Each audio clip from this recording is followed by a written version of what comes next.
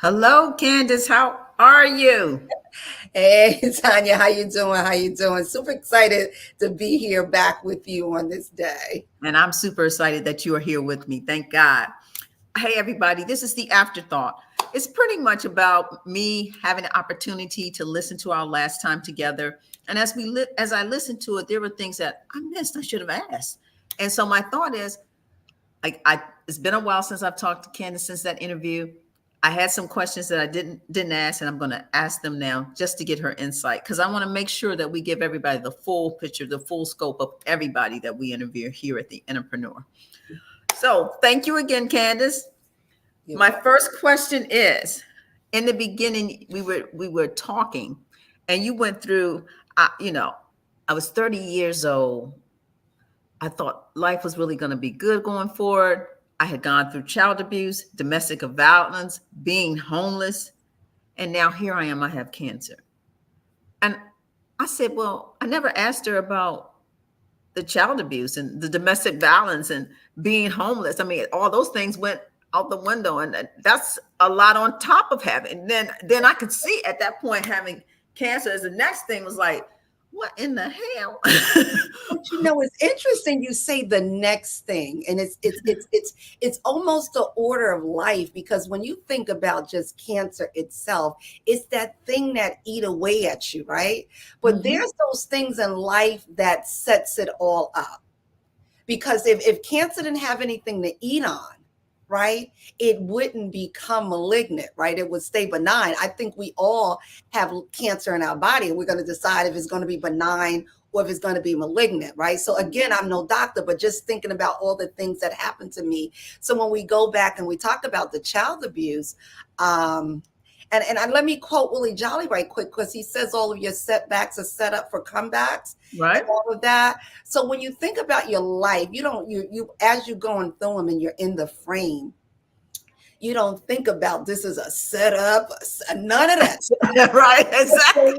This just your life that you living in, and you trying to get through some bullshit, especially if it's like that. So when I as an adult I can say, from child abuse and what happened to us, with our parents and being on the street when you were a teenager and nowhere to go, which led to the homelessness. So my parents was especially my dad, he was an abuser, Hmm. so we all got abused. My mom Mm. got abused. We were abused. We got abused because my mom hid. So my dad was like, the only way I can get her out is to kick y'all behind. So we got caught up sort of in the vortex of it. Hmm. So he was just a very, very mean man. And Okay. that's basically one of the things I would say. But when you think about it as an adult, and I went back just looking at them, for those that abuse have been abused. But as a kid, you don't know. You always hear those that hurt people, Sure. what is hurting, so all of that stuff. But when you were a kid, you don't know any of that stuff. You just got this person, these people that's supposed to be your parents, that supposed to love you unconditionally. That's how you got here. But there wasn't a whole lot of love when you're being beat. And we were beat to the inch of our lives. I mean, with extension cords, we were beat to take your clothes off because my dad was like, I brought those clothes, so take them off. I want rare ass. So we just got beat just because we existed. That's what I believed at the time because I didn't think I was a bad kid. As a matter of fact, because there was so much trouble going on at home, I used to read. I used to invent these stories. So Mm. trees became my life. So I would get books and really climb up the tree because I know they couldn't find me there. So I would just read and invent these lies. But you're given the life as a kid when you're not in control. You're given the life that was given to you by your parents, and that as an adult woman now, I know that was their thing because everybody is responsible for your own behavior. So it wasn't anything I did. It wasn't anything that I did wrong. even with my mom, because again, I hated her simply because you're supposed to take care of me. Mm. You let this happen as a kid, even as an adult. But going through therapy, what I realized is that my mom did the best that can do to keep us from getting hurt further, because I didn't know that I was molested by my dad until later on, going through therapy and all of that stuff, because there was no penetration, you know. But the things that he would have my mom do just so he can look to see if we were still virgins. And you can't tell all of that stuff by looking, But as an adult, I know that she did that so he wouldn't do anything else to us. So Mm. it was her. So that was her way of protecting. That was her way of protecting. But after a while, when you get older, when you become a teenager, and all this stuff is still happening to you, and you start to fight back. So Yeah. you start to fight back. So the day Mhm. that I got thrown out is with my brother, because I have 8 siblings. So it was not 8? 8 siblings. And Wow. and we all got beat the hell out, all of us. So my dad was threatening to cut my one of my brother's penises off with this machete, and we fighting. I mean, he was cruel. And we're fighting and we're fighting, and we left. So I got my brother and me out, and we go to the police station. But you're talking back in the 60s. Mhm.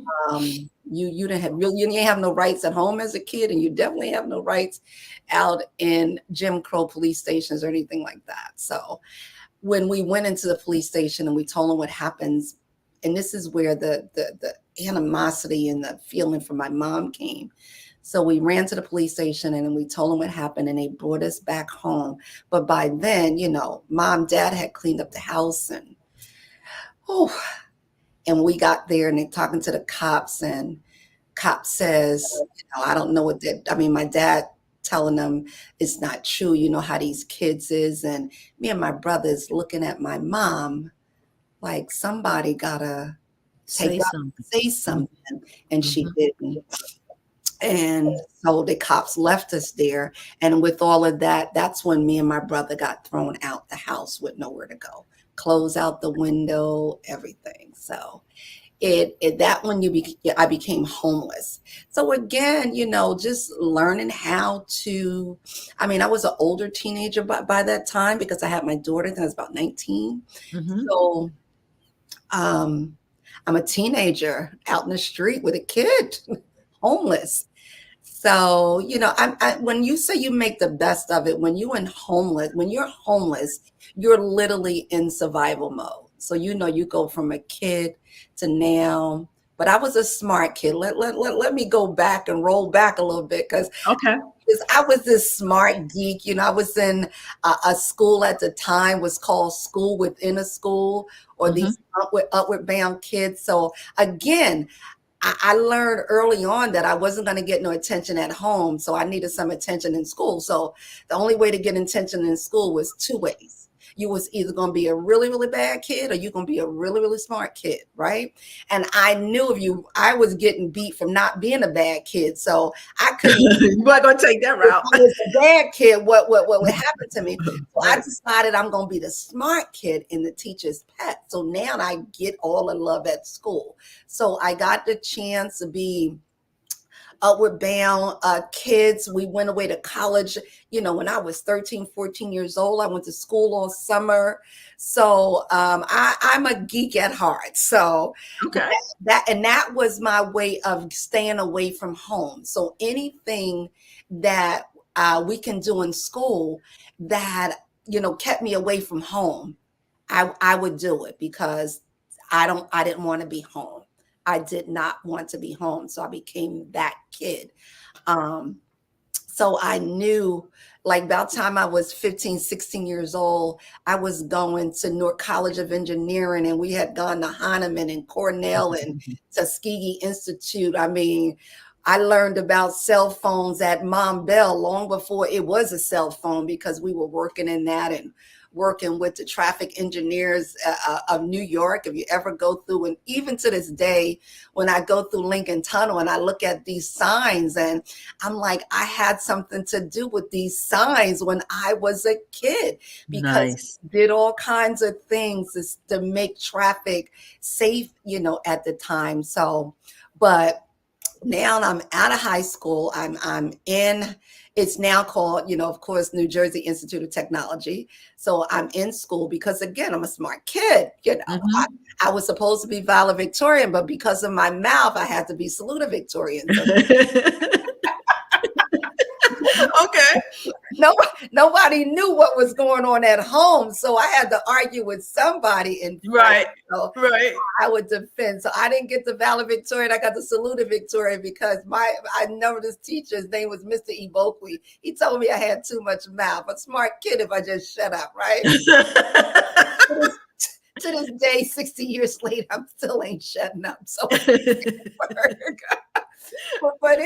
but anyway, it's prideful when I go over there and I see that stuff. But again, now you're homeless.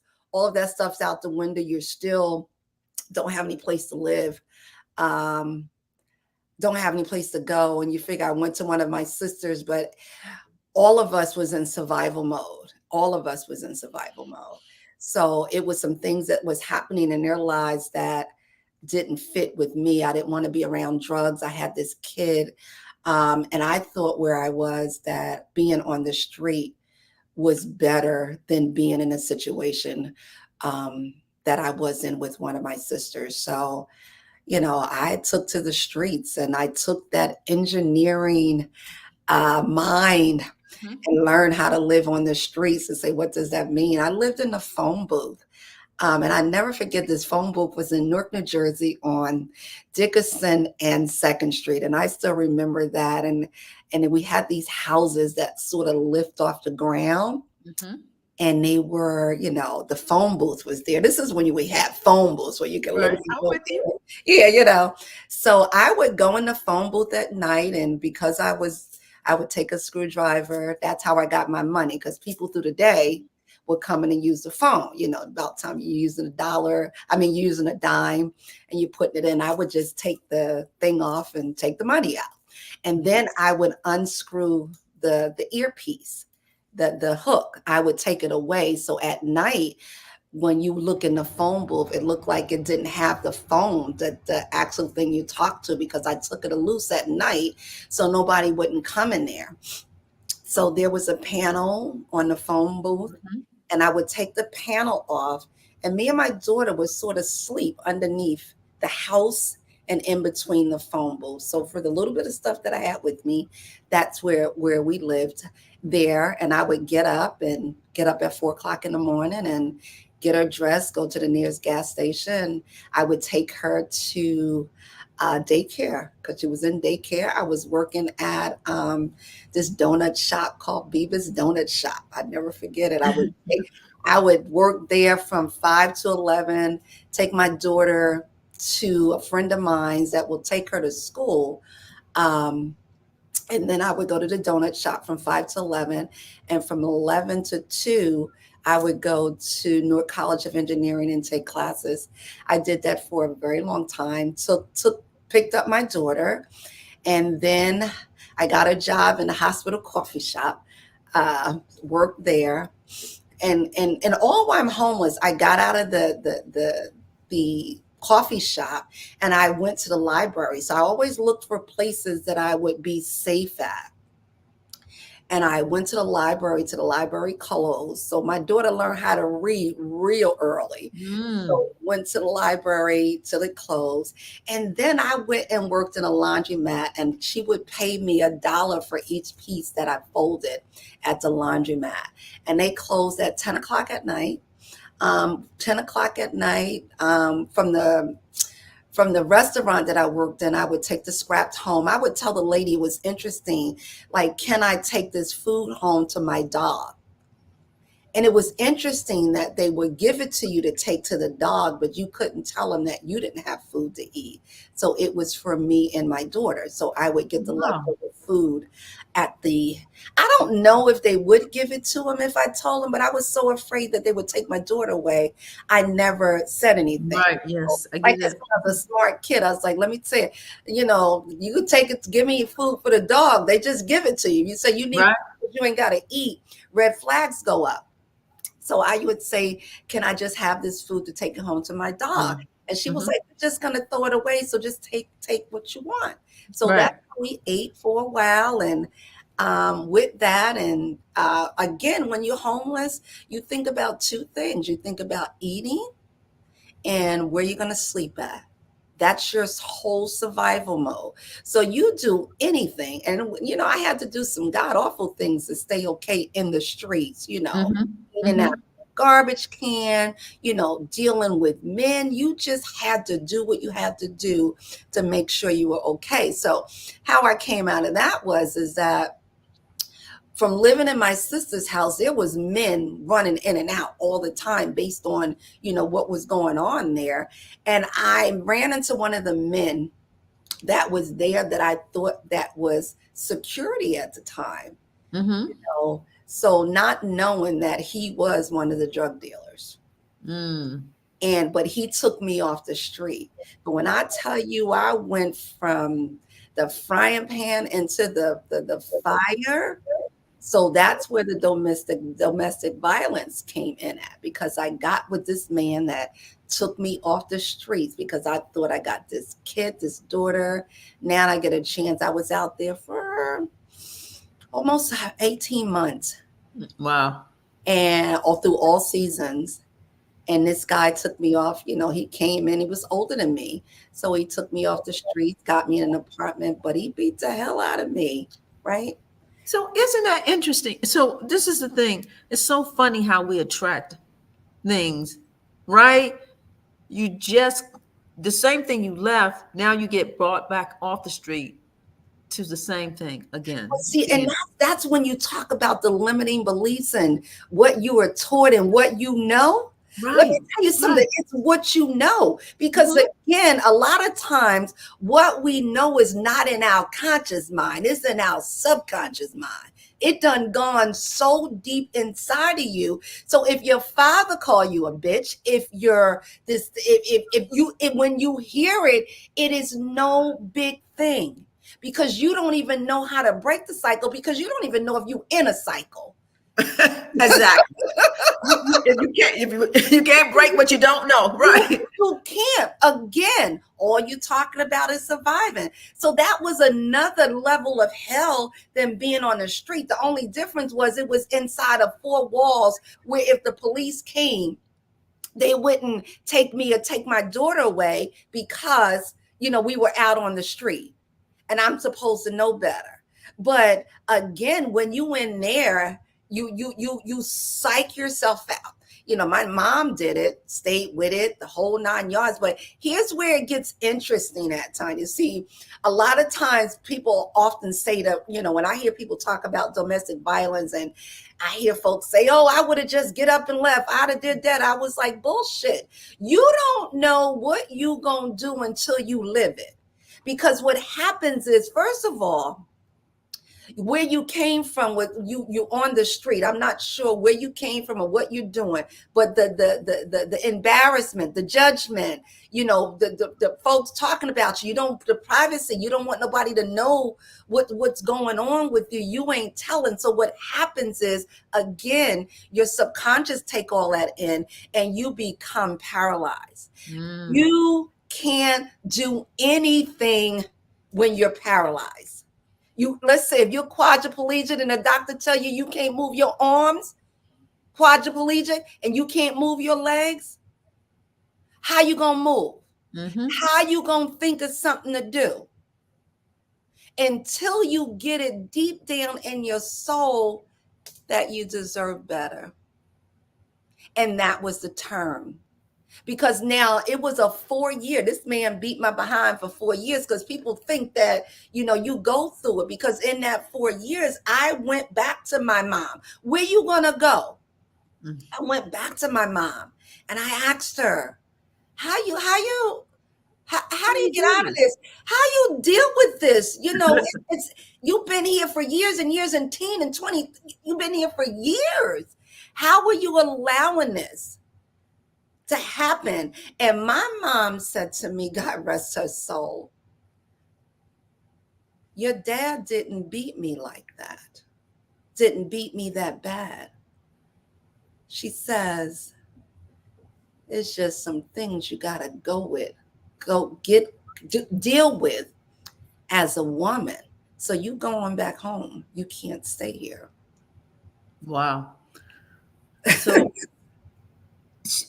so she had 8 kids with same man, right? Yes. We all got the same father, by the way. Yes. Okay. Um, and so, Nine of us. Nine of us. I was number nine. Yeah. okay. So you were the baby. So No, I was dead smack in the middle. I have four over me and four under me. I you literally said you were am. number 9. I said when you said she had 8 children, but she had 9. But no, when you were saying, I thought you were saying she had 8. But no, my mom had 9 kids. But I was dead smack in the middle. I have 3 Okay. sisters and a brother older than me, and 3 brothers and a sister younger than me. So I'm Wow. dead smack in the middle. Yeah, middle child too. Wow. Wow. So what so I assume for your mother it was like I have all these kids, he's taking care of everything. I'm stuck. I probably just need to stay here and deal. He But for wasn't taking care of no. So that's the old time thing. My mom worked. She worked nights and all of that. So I don't know what it was back then. I can't even say yay or right. nay on what it was. But he wasn't like the breadwinner. I'm taking care of everything. We were welfare kids. No. So I Okay. can't even get with that. Got you. So what was the breaking point for you that made you say, wait a minute? I'm going to break this cycle. Well, so again, when I talked about the guy was the drug dealer, so Right. I didn't know this stuff that he not only was he the drug dealer, that he was taking drugs. I didn't know all this stuff, but I mean, to the point where whenever I would resist, he would do god awful things to me and even stick the pills in my mouth to make me take them. So I was just as high, as he was and everything. So I learned quickly that I needed to stop fighting him and make him think that I was all in. So this is where we talk about what was your plan. One day I woke up and says, you know what? I gotta make him think, because I remember my grandmother saying a long time ago, with men, you just gotta make them think it's their idea. I didn't know what that meant till in that moment. But when I decided that I don't want him to do the things that he was doing to me, I'm not gonna fight him. I'm just gonna, do what he tell me to do, and I'm going to be that really good girlfriend, right? And like I said, this was a live-in boyfriend at the time, and I became that person to get him to trust me. And once he trusts me, that's how I was able to make my move. Because when you're talking about business and entrepreneur, I was an entrepreneur back then and didn't even know it, because I started bagging pills. I started, counting them, putting it in, getting them money. For every $100 that I made, I took 10 or 15, $20 and start stashing money away. And now he trusts me. So he no longer would beat me. I mean, he made me do all kind of sexual stuff after that, but he no longer. And I learned how to put them pills in my mouth and throw them up. So when he started trusting me and all of this sort of things, and now that I know that he trusted me out the house by myself, I went and enrolled in school. I did it secretly. I enrolled in school because he was gone through the day. I looked around to figure out, because remember, I was in North College of Engineering, had to quit all of that stuff, with homeless when everything came about. But I says, okay, I can go as a non-matriculate student and figure out, what do I need to do? What kind of technical career that I can get into based on the college credits and everything that I already had, right? I found X-ray tech. Back then we were called inhalation tech. X-ray tech was like 2 years. Physical therapy was like 3-4 years. And I was like, I ain't got that kind of time. I need real quick to come out. And I found inhalation therapy. Today they call it respiratory therapy. And all you needed was a year. But I had already had college credit for chemistry and microbiology and all that stuff. So I was able to test out of all of that stuff and go straight into clinicals, right? Nice. So and within 6 months, I was in the hospital working like parts, and he did not know until one day he did. And that's when you say, because life was good then. By now, like I said, I had my money. I knew what he was doing on the side. I now knew where his money come from. When he left at night, I was glad. So to go do all the things that he was doing. So he now trusted me with all the money and everything. So it's time to build my escape plan. So I went to school at night. Met one of the girls at the hospital where we used to exchange. And by then I had another kid because I had a little son, right? So by then we exchanging kids. I would take her kids to babysit. We would literally bring them to work, and we would do the exchange because we worked different shifts. And then one day he found out, and that's when all hell broke loose again. Because the man beat me within an inch of my life, him and one of his drug dealing friends. And both of them at the time, that on this particular day, the friend coming agitated, and I'm like, I don't want to do this. Because by then we were able to talk to each other, just like a normal old couple. And the friend came in and got in the conversation like, man, you gonna let her talk to you like that? We got things to do, and so and so and so and so. And one thing just led to the other. So on this particular day, he beat me. I mean, I think I was black and blue everywhere. And his friend was beating me as well. And I was trying to get out the door. We lived in the house where you had the key that you had to lock in and lock out.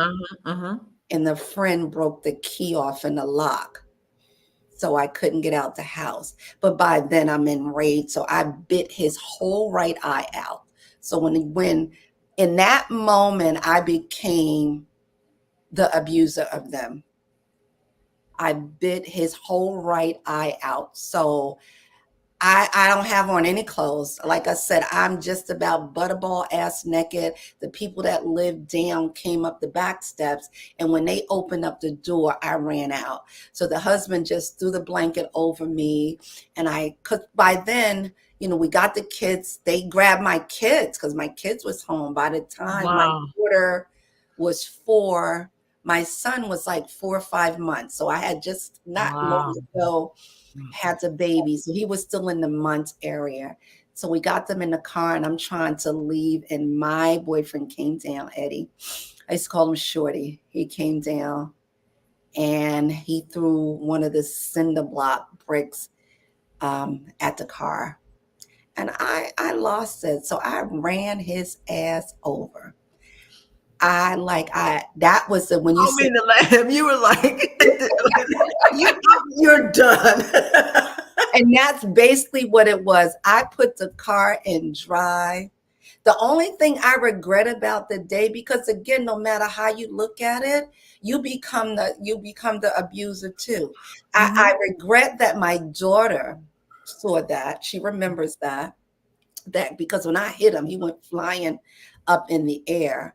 And I tried to get the car to put it in reverse to back up over his ass because I wanted him dead. Because in my mind, if you die, I don't have to deal with none of this.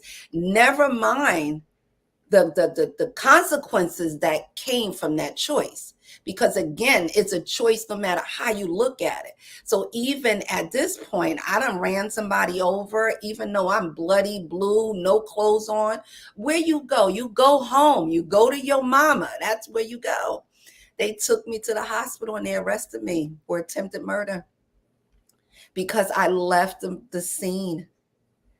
And they said the car was it was no longer battery. I didn't have the record. That's why I tell folks, call the police and get a record of what them doing. It was none of that in, but I was laid up in the hospital, handcuffed to the bed, simply because of my action that I took. Like a lot of folks say that glad you got him back. But when I sit back and think about it, there's a consequence to every choice. And I didn't have to go to jail long, but because I beat all of that stuff because of my neighbors, but there's a consequence and he didn't die. So there's a consequence to your actions, no matter what you choose to do with it, whether I chose to stay. Because even by that time, when you think about it, I've had the money. I had things together. I had gotten it together with school. Even though he burned all my books and burned my clothes, I still graduated and all of that stuff. So I was still, able to just get out and go, but I stayed. Because again, as women, we think we're going to make things better because I got 2 kids. This is what I got. Even though now, like, again, I'm this smart kid, but life was good. I was in my own apartment. We were doing good. Nothing else until one of the things I know for sure, and I say this to any woman that I talk to right now, if they hit you once, they damn sure gonna hit you again. I don't care what. Trust me, something is going to be a trigger to make it happen. So like now in my life, when you say, how do you break the change? You yell too loud, I'm out of the picture.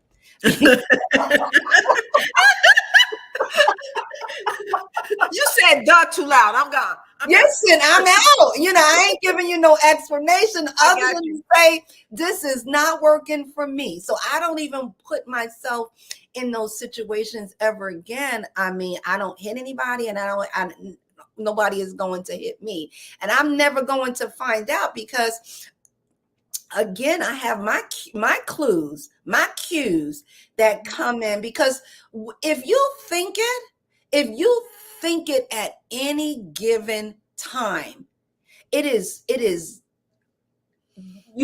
from somebody's tone.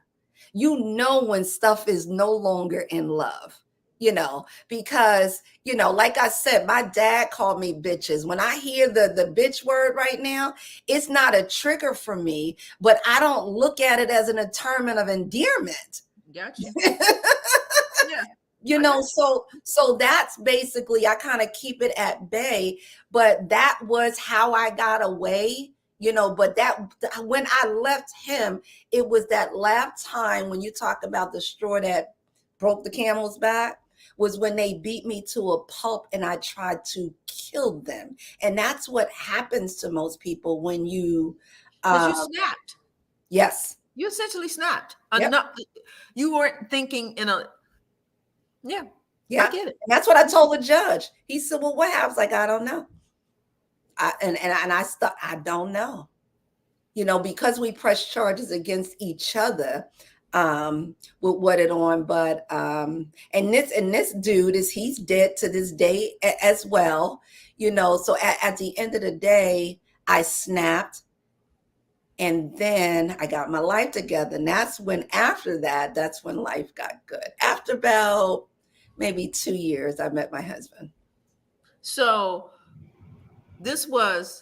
you've pretty much given me I'm going to say from 1 to 25 or something like that. Yeah, absolutely. Yeah. Okay. Yeah. And then you met your husband. Yeah. And life was good. This was I was messed up because you don't even know that you still messed up. You just figure he's gone. You go back to school. Mm-hmm. I got a really good job. I was working in a hospital. Inhalation therapist had turned to respiratory therapy, and we went and got certified and registered and all kinds of stuff. I went from making $1.15 an hour to like $8, $9, $10 an hour way back when. So and then the agency came, and then they were paying us $20 and $30 an hour. Life was really good, Yeah, so, that Capricorn kicked in. Yeah. Listen. You talking about kicked in.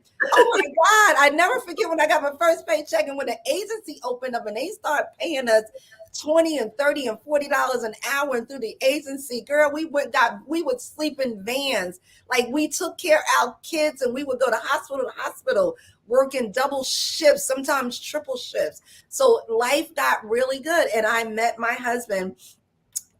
I was able to still get back in school because it was like, I want to go back and get my engineering degree because I was in aerodynamics. I wanted to go back and finish because I wanted to be an astronaut. That was my thing. So I took little classes here and there to go back. And I met my husband at the time. He was a cop. He gave me a ticket. He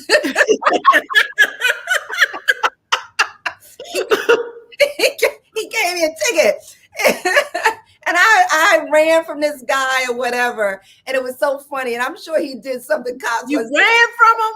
Yeah, because I didn't want to be bothered. Because by this time, I didn't want to deal with men, period. I had already decided once I got away from Shorty, I was never dealing with a man again because I couldn't live through what my mom. So I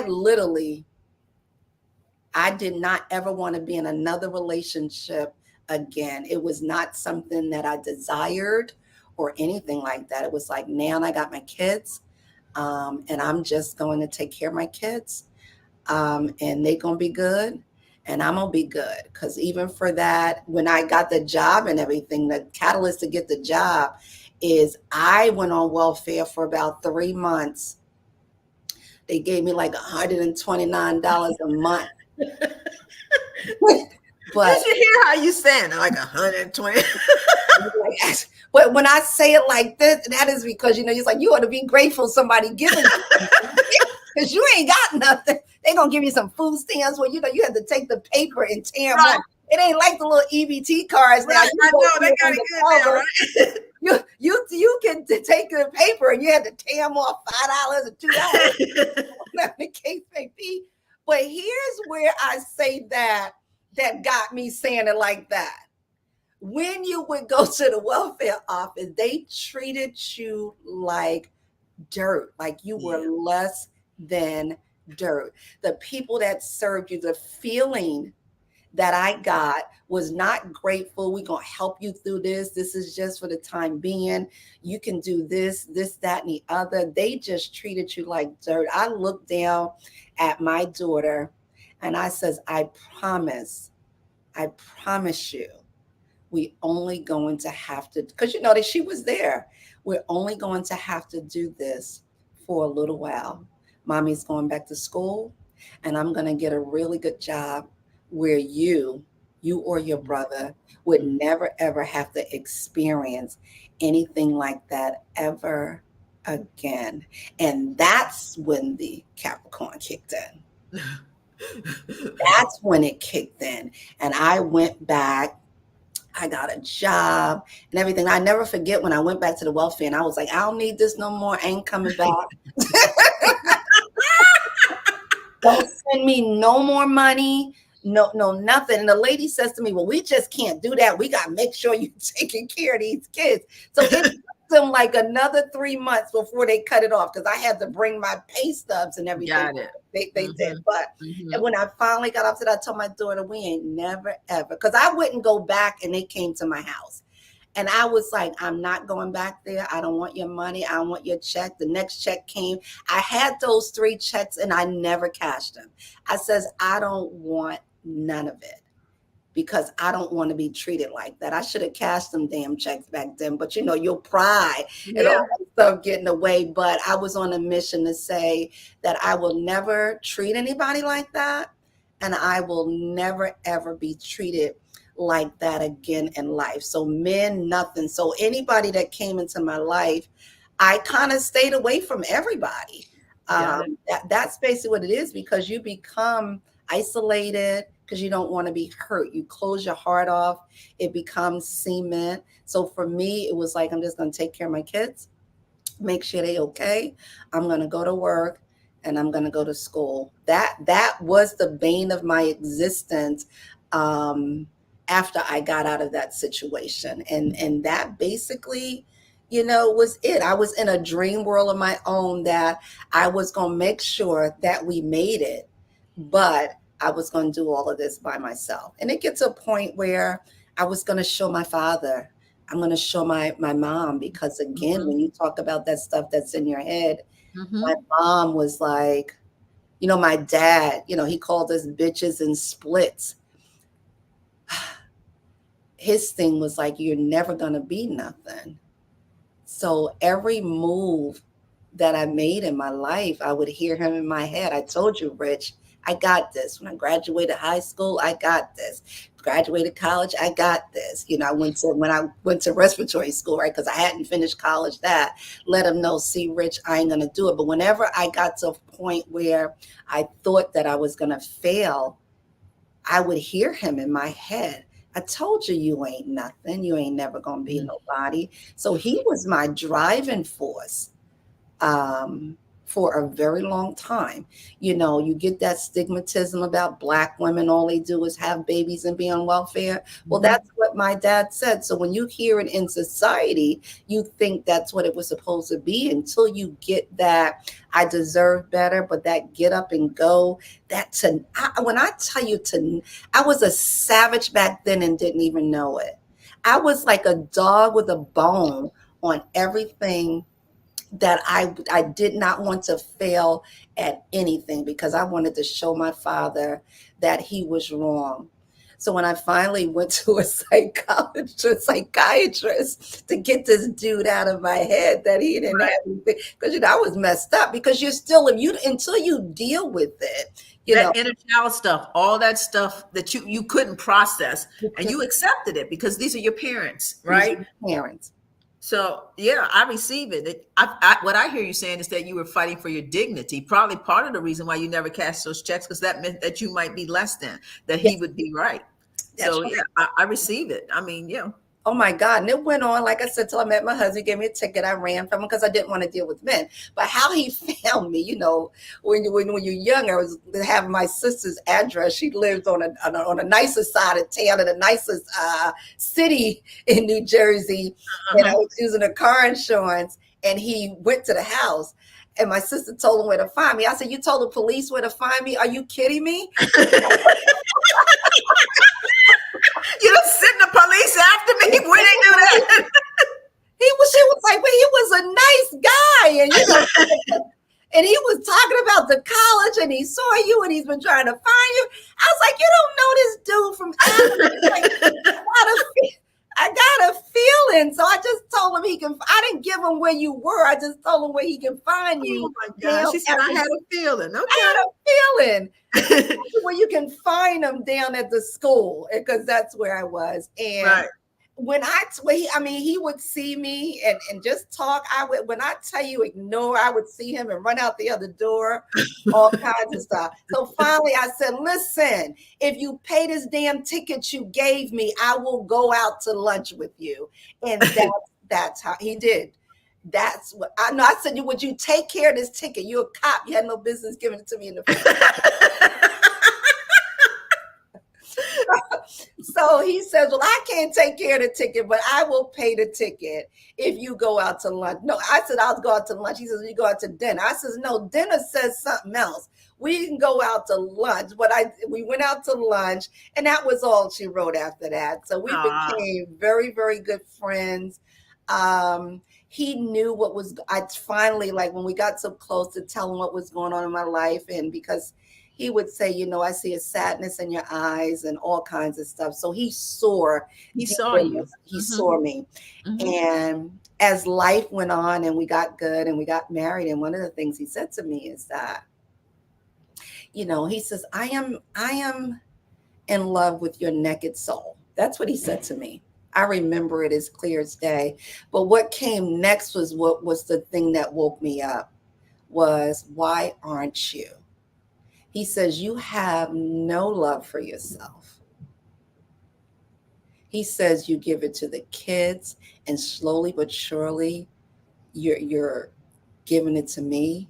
He says, "But you have no love for yourself." He says, "You are in a shell where you think still going to happen to you, and somebody is going to hurt you. So you have no level of anything open, no portals open, um, for me to reach deep inside your heart. You say you love me, but you are not fully in love with me. And until you can fall in love with yourself, you can't love me at the level that I deserve to be loved. He was awesome Yeah. that he had that insight, Yeah. right? That So, awareness. Oh my God, that's and huge. and that's huge. So that's when it all began, that now I get to love on me. And so that's where it all started, where I became better inside of myself, because of him. Even as I stand here to the day, and when, like I said, we got married, life got good, the kids was good. By that time, my kids were like 7 and 8 years old, so they were tiny when I finally married him, and so they grew up with him. And when I got sick, went through that with him, and he took care of me through all that. I believe in my soul that he's dead because he took care of me. And that's what I Really? talk. Yeah. When you talk about caregivers, because all the time that he spent taking care of me, he wasn't taking care of himself. And we found out later on that, he had heart issues and all of that stuff. And I remember his sister and him saying that he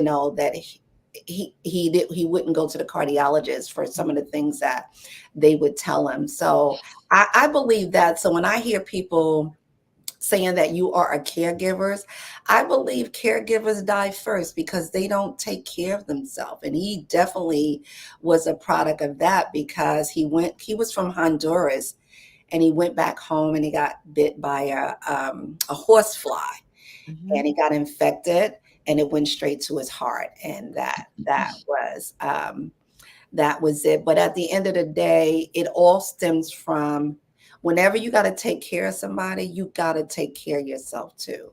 So that was it. That was him. That was what I believed with it, as I think about that he's not here. But he was the guy that taught me what love is, like what it's all about, and how to give it better, and how to receive it, because I didn't know. I'm a giver. It took me a long time to learn how to just receive it, anything, Mm. because you had to get to that point where if anybody is giving you a hand with anything, is because you deserve it. And that's a word that I had to work on. I still work on it to this day. I Uh, received that. Mhm. yeah, that you have to believe whatever's going on and whatever's coming your way, that you deserve it. I read a quote somewhere, is that um, whenever we think, and this was years and years and years ago, I read this quote, and a light bulb came on to me. And it says that God is not giving you what you think you deserve, because you deserve better. Mm. Yeah. So, because you deserve better. And that's so moving forward after that, years ago. Um, I know everything that's going on in my life that's coming my way, that I'm getting and giving, I deserve the best of it. And I sit in that. I believe that deep down through my soul, that you get what you deserve, but you got to know what you deserve. A lot of us don't know exactly what we deserve. I think we cap ourselves and we limit ourselves, even when we're going through domestic violence, even from a child's perspective. You think you did something wrong. Even when you get sick, you get diagnosed with something. The first question when I got the cancer, I was like, what did I do? What did I do? Because that was the next chapter in my life, going into 30s. That was the next chapter. How did it happen? I did good, but you are the sum of all your life's experiences. And sometimes all your experiences and all the things that have happened in your life, it show up in a whole different way. I wasn't a smoker, and that's how it showed up. There's a couple things I want to ask you. How many years was the cancer? 2, 3 years? Was that a 2 or 3 year battle? About a 4-year battle, totally. A About 4 year battle. total. Totally before it went from 0 to 100 Okay. and then back to zero. So Gotcha. about 4 years. So it got, girl, when I tell you it got really, really bad before it got really, really good, it did. Okay. Yes. So yeah, Okay. so it was about a 4 year battle. 19, was it 1991, 92? Yeah, 1996 it went into remission. Wow. Yeah. Okay. Yeah. And you said you got it in your throat. Yes. This is probably going to be crazy what I'm going to say, but do you think it's possible that it's set there? Because as you said earlier, I think we all have cancer, and it depends on what we do in our lives, how it whether it comes into your life, right? And so I guess my question to you, do you think is because you held so many things in, you didn't really express yourself, and that chakra got so blocked? And Girl. so I mean, am I making sense what I'm No, saying? no, no. Not only you making sense, you making more than sense. It is so because when you think about your throat chakra, Hmm. right? Hmm. That's Hmm. your whole communication center. Yes. I shut it down. Yeah. So that's where everything, that's where all the toxins, that's where all the stressors. So Hmm. whatever you going through, whatever you shut down, that's where it's going to manifest itself. And mine was right here. Because again, I shut everything down. Because And you your heart. And and your heart. so my heart was stone. When you're talking about it was just Hmm. stone. So Hmm. no, there was no room, there was no air, there was no light, there was no laughter. I remember my husband always saying, "You never smile, you unapproachable, you just look like you mad at the world." Um, so when you think about that, and that's why this big, bold, energetic energy that I have now, the colorful, Hmm. because I felt like I subdued something for so long. When people said, "Are you that happy? Are you really that happy? Are you faking it?" I have to laugh when they say that sort of thing. But at the end of the day, it's like because I wasn't, because I shut everything down.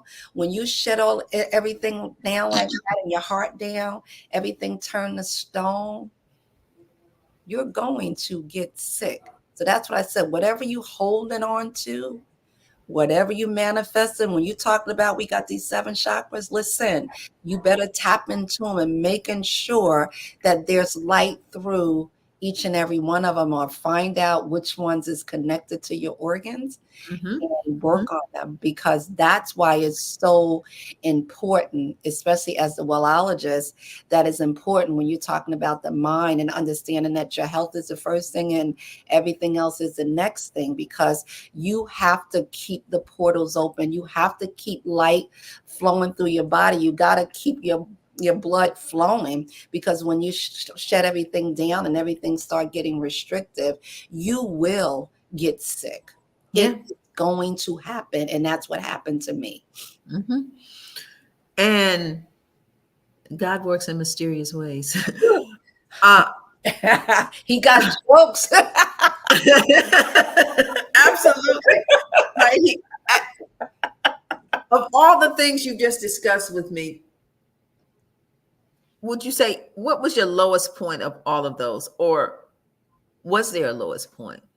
And you know You what I know, mean? it's interesting. I can't tell you what was the lowest point back then, because I don't know. I can't even go back and say Hmm. one was worse than the other, because you're just moving from point Yep. to point to point Gotcha. to point. And even when things got better in cancer and I got well, like what was your lowest point? But here's what I can tell you about my life.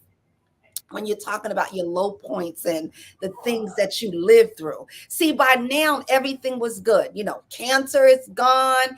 You know, life is good. You know, I'm working, I'm starting a business. You know, I'm getting like life is totally different. My husband is gone, so life is different. Right. But I got it. I'm still working in my power. I done lived through all of this stuff.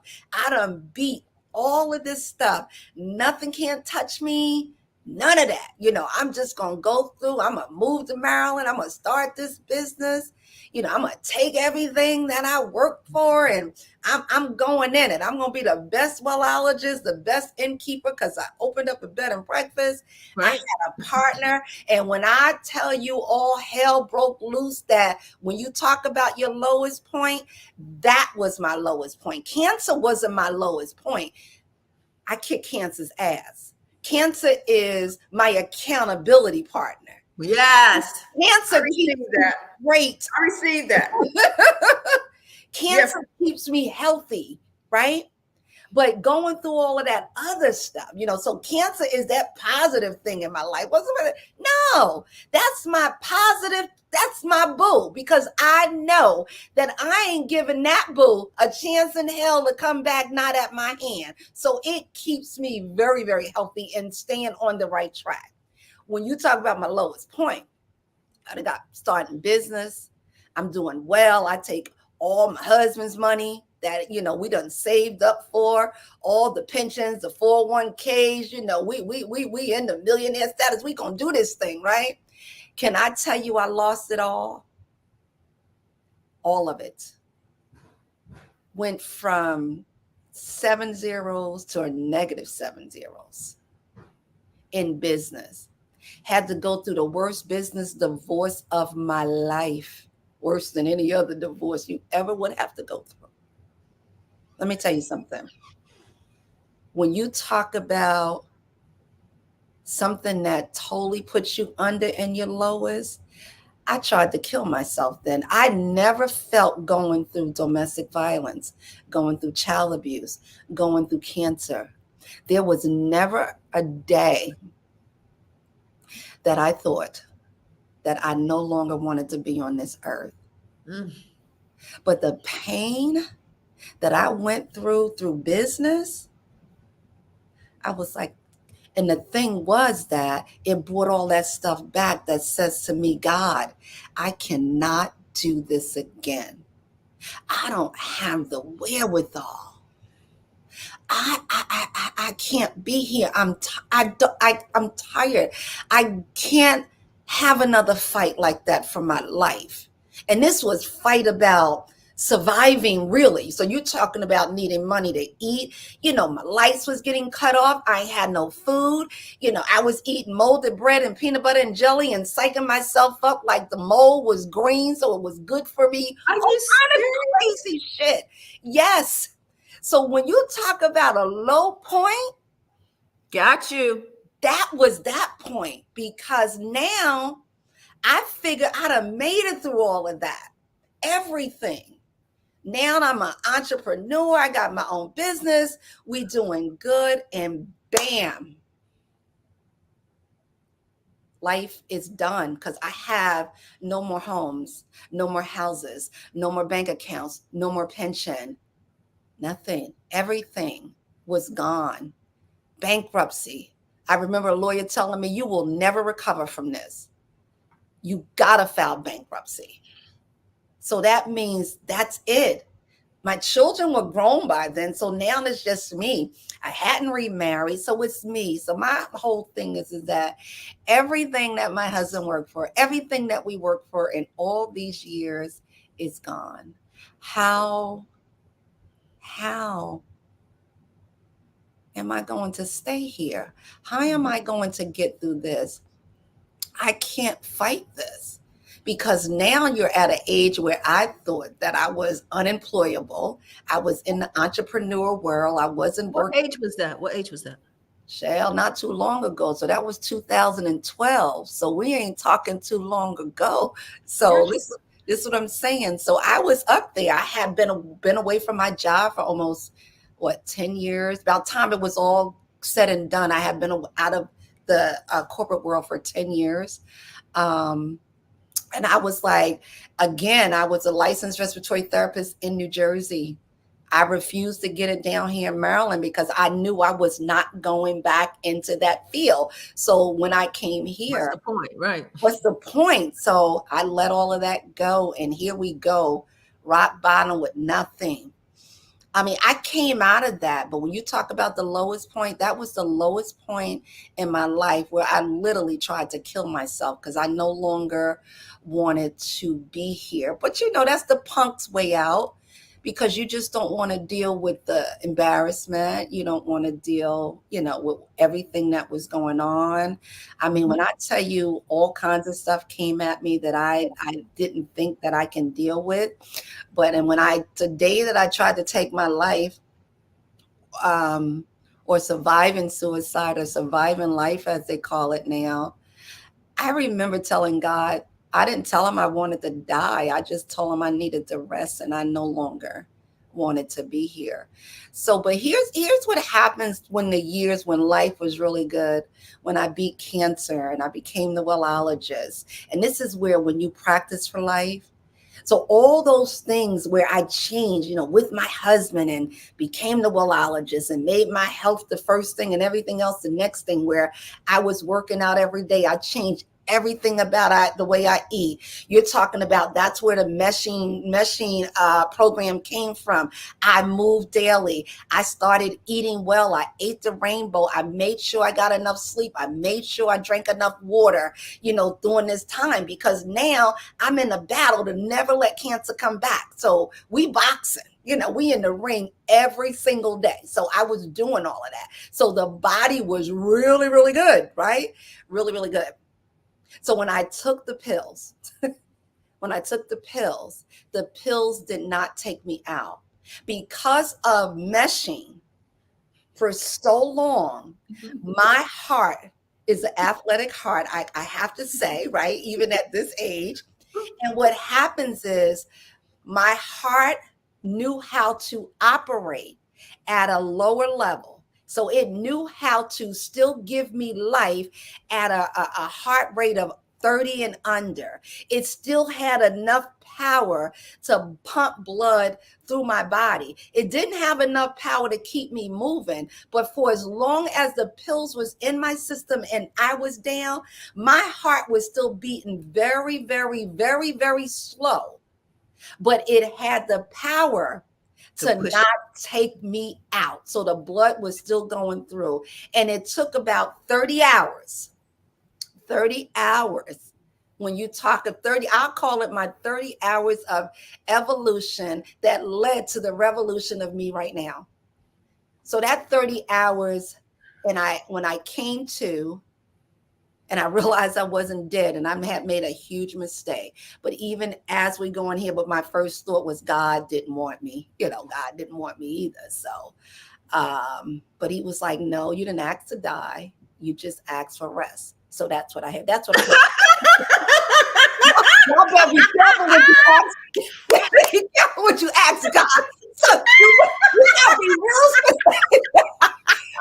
I gave you 30 hours. I let you, I mean, stop. Come on. You gotta be real specific. Satisfied, Candace. You're never satisfied. That's what I'm talking about. You gotta be real specific because you know it ain't your plan. God got a Oh whole my nother plan God.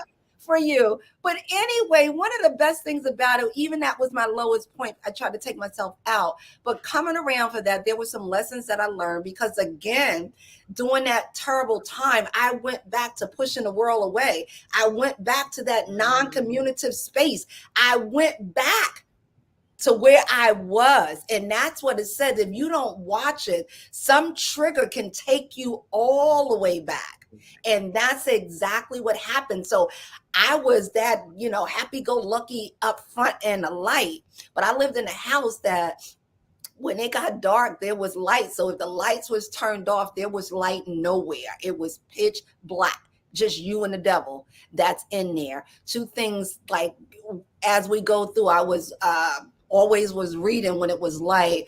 The Battlefield of the Mind by Joyce Myers is one of the things that kind of kept me sane through the day in the Bible. In Napoleon Hill, I went back to what I know, but it wasn't enough to really keep me because of I was afraid to tell anybody what was really going on. And that was because I asked the people that I knew to love me for help and I didn't get it. So why would I tell or ask anybody else? And that was my thought process. But for the ones that came in to help me, it wasn't the people who I thought loved me. It was somebody else. So, and that was the thing that took me out, because I was like, no one's here to help me. So by this time, it's like, do I have to go through what I went through, with my husband? Because even when I told some of the people what was going on, what I got back from them, you've been through all of this stuff. You've been through all this. You know how to live through this. You can get through this. But what people don't understand is that once you go through all of that, and each step of the way, life is different, you have to get to the point where that doesn't matter anymore. Because in your mind, you're like, is this, because in your mind, you say, if that's the case, if this is what life is going to be like, I have to keep fighting like this. I mean, at this level, all the way through my life, I don't want to do that. At what point is it going to get really, really good? I mean, not dealing with problems, but again, you're talking about your limiting beliefs. Mm. I was like, I don't want to fight like I fought back then. I don't have the wherewithal to do that anymore. I'd rather not be here.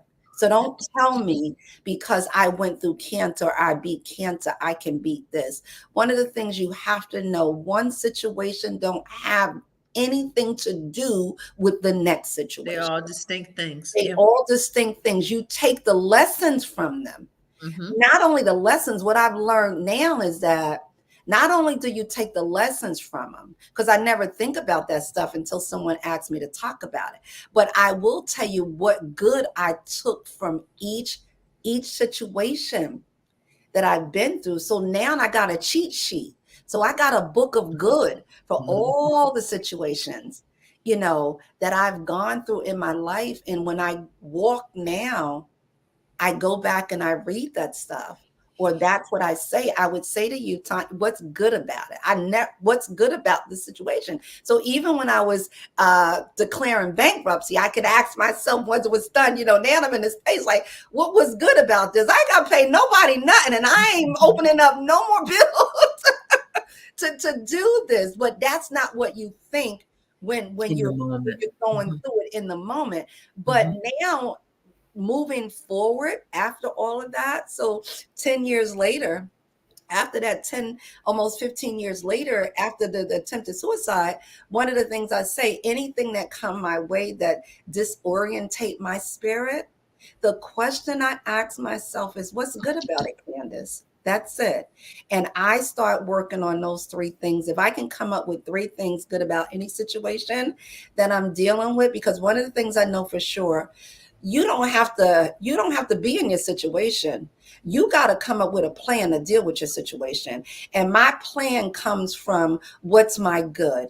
And I create an execution based on that, whether I'm talking about my body, whether I'm talking about my business, or I'm talking about my bank. Because at the end of the day, when you're talking about your body, your business, your bank, and your bloodline, when you think of those B's, I'm opting to say what's good about all of them. And let me do what I know to be good so I can get myself, my space, myself in a really, really amazing space. And the only way I know to do that is through meshing. That's why I will always mesh no matter what, till this day. Let me ask you,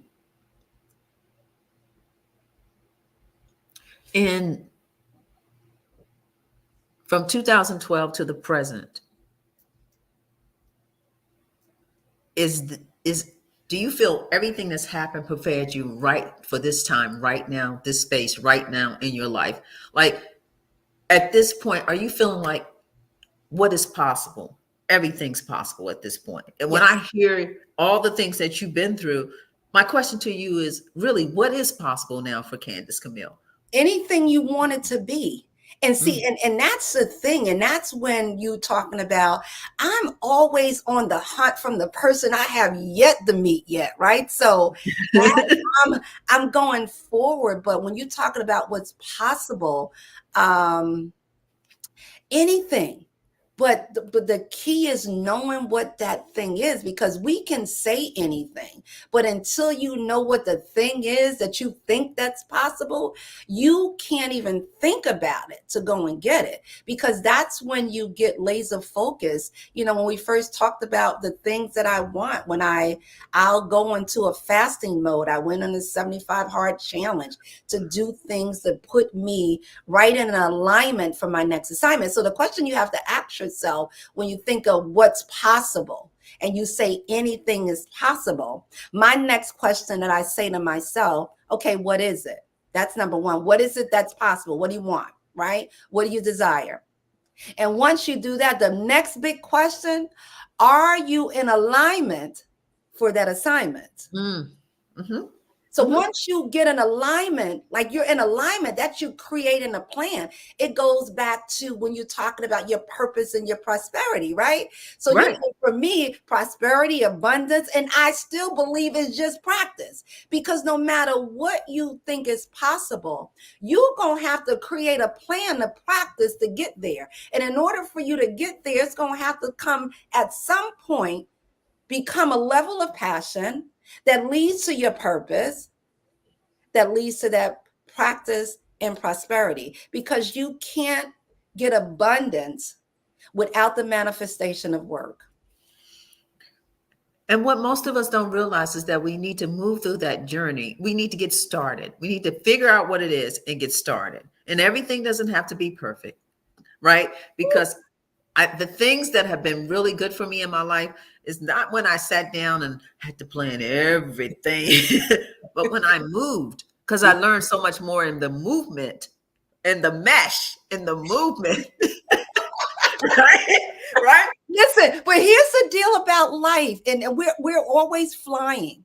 But what I learned, especially from 2012 to now, is that we must, and I want y'all to lean in and hear this one, right? Lean in. Well, let me lean in. Lean Okay. in. You must build and fly the airplane at the same time. Yes. And that's just basic it is. And that's when you're talking about there's no such thing as perfection. We're all perfect in our imperfections. So if you don't push the button, you're never going to get started because you're too busy trying to get all your ducks in a row. I got news for you. Life ain't a straight line. You're going to have to take some twists, some turns. You're going to have to take some detours. But think about a detour when you're on the highway and you going somewhere and the road up in front of you and closed and you see all the detour signs. You got to get off and you got to maneuver your way around to get back in the lane. But at the end of the day, even though you detoured, you still got to the destination. And that's the only thing that you have to remember. What's the destination point? Now, some may get there faster, some may not get there, but you get there in your own time. You get there as long as you move. And that's why the race between the turtle and the rabbit is so exciting, because the turtle's like, I'm doing this my way, my race, my pace. Remember, it's your life. Right now, this is my life. No one's saying to me how I should have been at 70, how I'm going to be at 80. You are the only one that have the power and the responsibility to get where you need to be to get to your best next, not your next best. What is your best next? Because as you're moving through those lanes and do detours, or sometimes you even backslide and it don't even matter. But at the end of the day, are you moving? Because that is it. Are you moving? Because the only way to change how you feel, because a lot of the times when we stop and we don't push the button, or we don't think it's right or it's not perfect, is we work on what we're feeling, right? We work on our emotions. Somebody gonna say something. Same thing I say about my podcast. I don't know what I'm doing. I'm like, girl, get it done. So we all go through it. But here's the deal: when you're working on your emotions, The only way to change how you feel is to move. Get up and move your physical body, because when you move your physical body, your mental body will move. And Mhm. that's just how that works. So whenever I get stuck to this day, I'm like, all right, God, come on, let's go out, take a walk, and I'm going to have some clarity when I get back here. Right? So at the end of the day, stop waiting. Like, what are you waiting for? Because before you know it, it's going to be done. Because again, when you get to be 60 and 70 years old and you Mhm. look back, like, oh my God, I'm one of those old ladies that I used to talk about way back Right, then. right, right. Like like I am a senior citizen, Mhm. and senior citizens, they're one of the underserved, overlooked population there is. So am I in a space where I am, because of my age, I am unseen? If you believe that, if that's gotten into your spirit, when you're Mhm. talking about if anything is possible, what type of movement are you going to create to say I'm here? I'm still here. See, I got news for the world. The wellologist is still here. Mhm. I'm not going anywhere. And long as I mesh, that means move daily, eat right, sleep a lot, hydrate often, I'm going to be here, and I'm going to be at the top of my A game, because that's what it takes. You have to ask yourself, where are you in your games? Are you at your best? Are you at the top of your A game? Are you telling yourself the truth? Because that's basically what it boils down to. Mhm. Because I work with seniors and they don't tell themselves the truth. So at the end of the day, and when we're just talking about the truth about our health, because, as an older woman, I never say I'm old, but as an older woman, or I always say I'm a wild, right? I'm a wise older woman, right? or the other wild is wisdom of the wellologist, right? Got it. Got it. So at the end of the day, it's like you get to decide, what does that look like? One of the things I say, that our lives are the way that we make it. It doesn't have to be a medicine cabinet. You don't have to live your life out of a medicine cabinet. You don't have to be in pain, whether it's mental, emotional, or physical.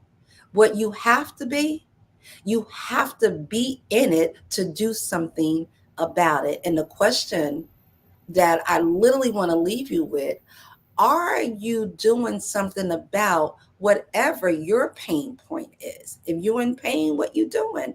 If you're mentally hurting emotionally, what are you doing? Have you raised your hand for help? Because I didn't do this, I didn't get this way by myself. I had a whole lot of help along the way, and I still have help. So if you do want to change, no matter what your story is, and we all have a story, we all have a story. So if you want to change your story, you can start off with a blank canvas, and you can decide that this is how my story was, but this is not how my story has to end. And that's where I did. I get to decide how my story is ending. I am a participant in my own life. And that's what I learned through all of those stories that you just heard here today. I wasn't a participant back then. I wasn't participating. I was just reacting. I was reacting. Now I'm a participant and I'm responding to everything. I receive it 100%. 100%.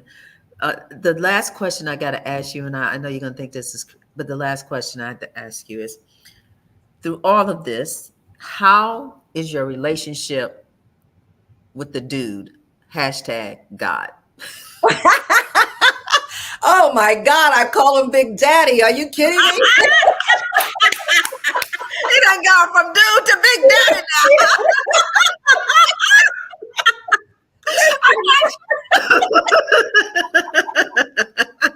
we, we have. When I say, when you talking about your spirit, first of all, Who is your source? Because I look at God as my source and everything else is a resource. So you must go to the source because he's going to give you the resources you Yes, need. he So is. when I wake up in the morning, and it is funny because I got my morning ritual where I pee, pray, and play. So this is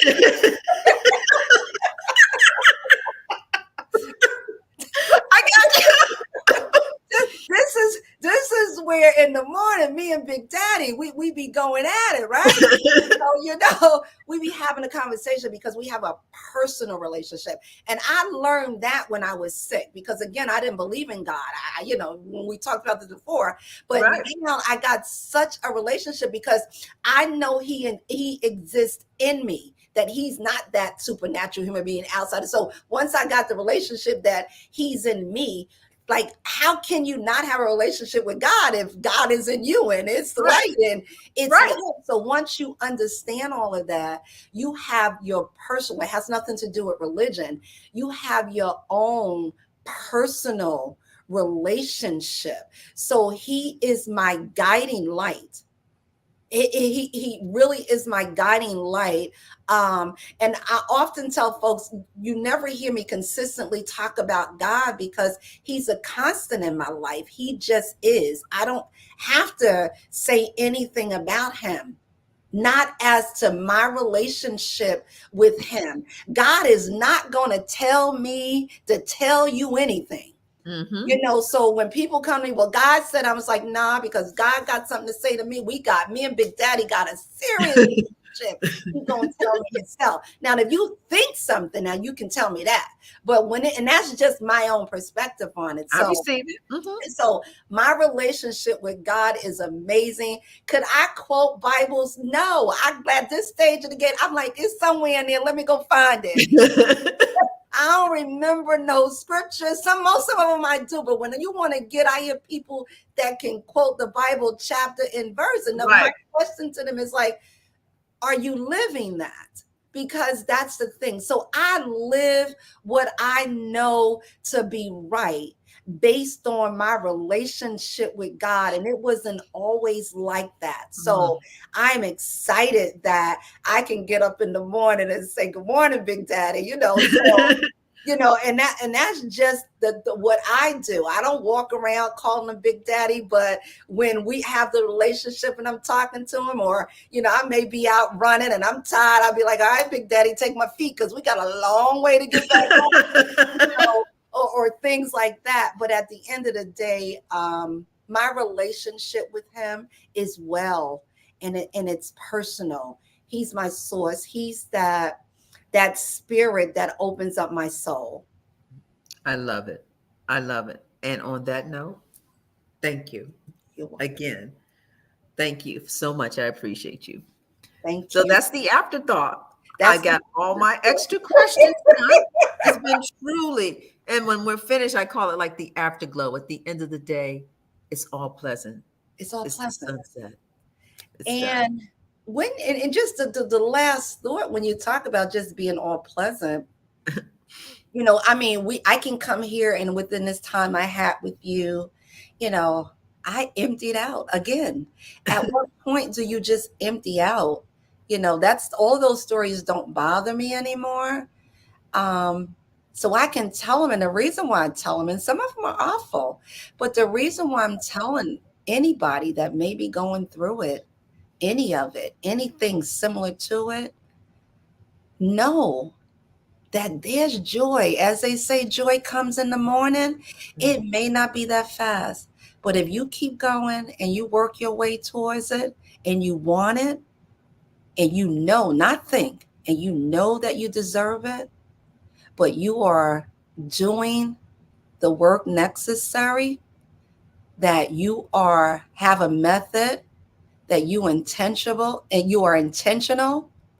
and the thing that you want is non-negotiable, and you're being determined, you will get it done. And if you look back at those acronyms, it means mind, method, intentional, non-negotiable, and determination.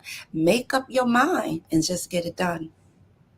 And that's the final word from the wellologist. Thank you.